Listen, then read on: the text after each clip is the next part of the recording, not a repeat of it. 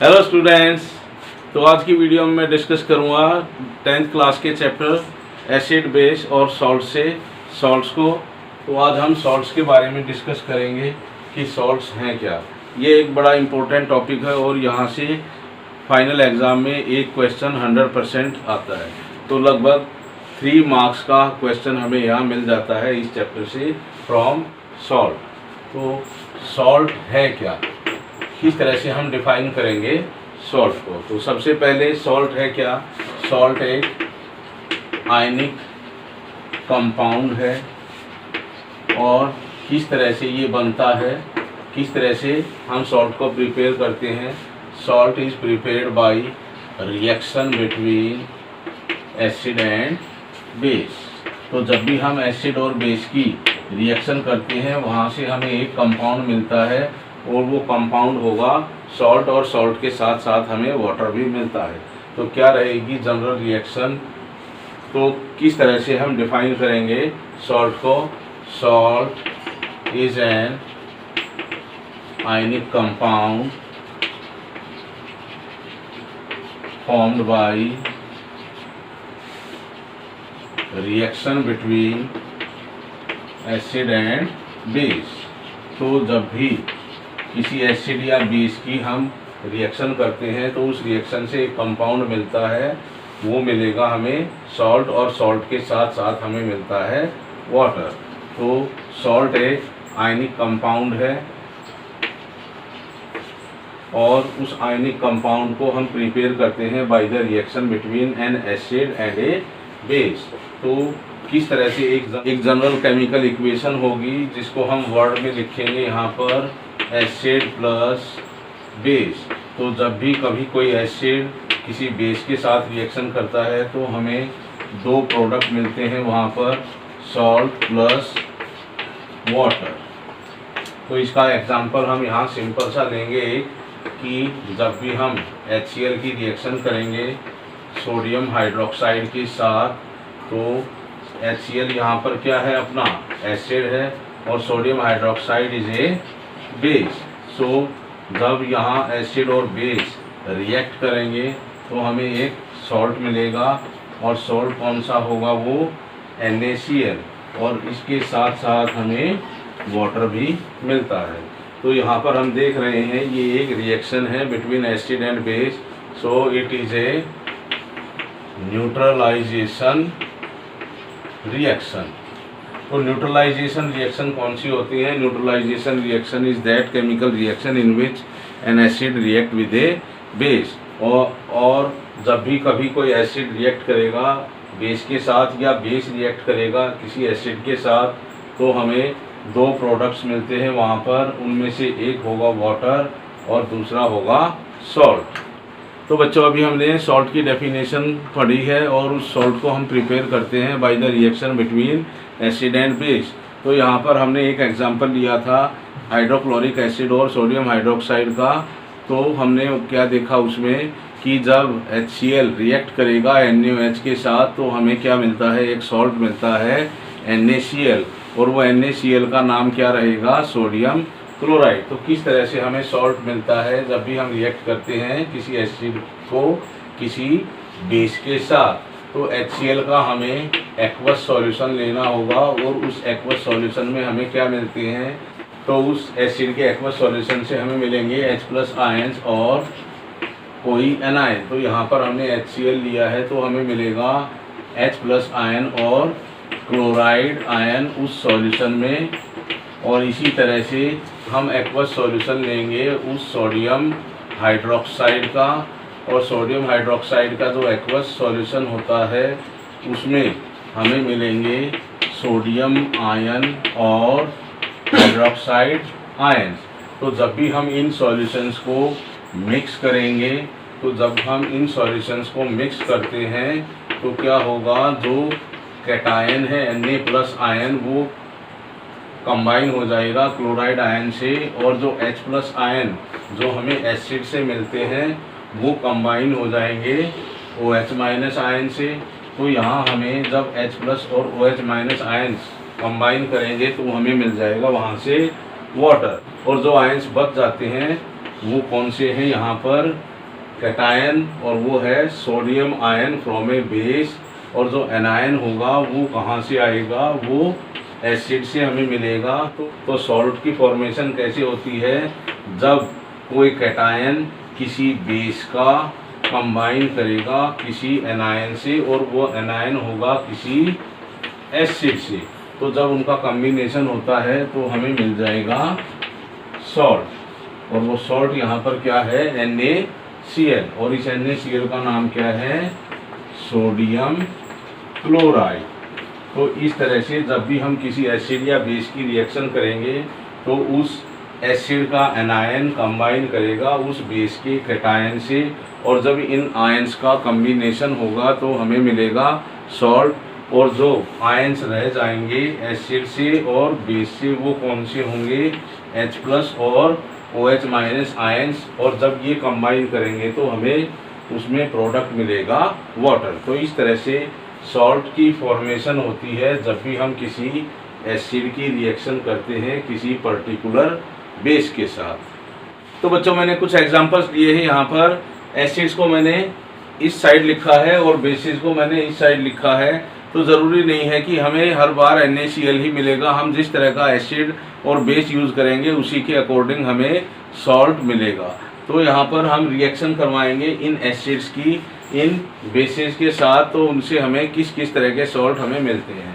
तो जो HCl है, HCl जब रिएक्शन करेगा NaOH के साथ तो हमें जो प्रोडक्ट मिलेंगे वो क्या मिलेगा, NaCl प्लस H2O।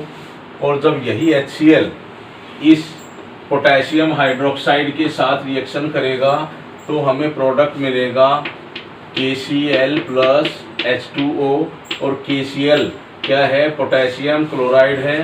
तो यहाँ हम लिख रहे हैं पहले साल्ट को और फिर बाद में लिखेंगे हम वाटर को। तो जब भी हम रिएक्शन करेंगे एसिड की किसी बेस के साथ तो हमें सॉल्ट और वाटर मिलेगा। इसी तरह से जब हम सल्फ्यूरिक एसिड की रिएक्शन करवाएंगे कैल्शियम हाइड्रोक्साइड के साथ तो हमें वाटर मिलेगा, और वाटर के साथ साथ हमें क्या मिलेगा, कैल्शियम सल्फेट। तो जो कैल्शियम सल्फेट है वो क्या है, वो है अपना सॉल्ट, कैल्शियम सल्फेट। तो इसी तरह से जब हम इस सल्फ्यूरिक एसिड की रिएक्शन करवाएंगे इस पोटेशियम हाइड्रोक्साइड के साथ तो हमें जो सॉल्ट मिलेगा वो मिलेगा K2SO4 प्लस H2O। तो अगर हम इस केमिकल इक्वेशन को बैलेंस फॉर्म में लिखना चाहें तो किस तरह से लिखेंगे, H2SO4 plus KOH gives K2SO4 plus H2O। तो यहाँ पर हमें 2H प्लस आयन्स मिलेंगे, यहाँ से मिल रहे हैं हमें केवल 1 OH- आयन। और यहाँ पर पोटेशियम कितने हैं, 2 हैं। तो इसको हम 2 से मल्टीप्लाई कर देंगे तो हमें वो पोटेशियम बैलेंस फॉर्म में मिलेगा। और इसी तरह से हम हाइड्रोजन को भी बैलेंस करेंगे इसको 2 से मल्टीप्लाई करके। तो इसी तरह से अगर हम यहाँ पर भी देखें कि हाइड्रोजन बैलेंस नहीं है क्योंकि यहाँ से हमें मिलेंगे 2H प्लस आयंस और यहाँ से मिलेंगे हमें 2OH- आयंस। तो इसको भी हम 2 से मल्टीप्लाई कर देंगे। तो ये केमिकल इक्वेशन एक बैलेंस फॉर्म में होगी और इसको हम लिख सकते हैं H2SO4 plus CaOH twice gives calcium sulphate plus 2H2O। तो ये अपनी केमिकल इक्वेशन होगी बैलेंस फॉर्म में।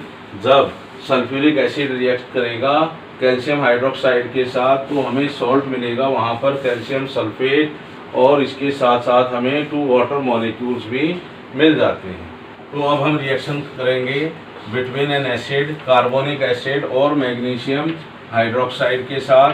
तो हमें जो सॉल्ट मिलेगा वो कैटायन होगा उसका फ्रॉम बेस, और एनायन मिलेगा हमें फ्रॉम एन एसिड।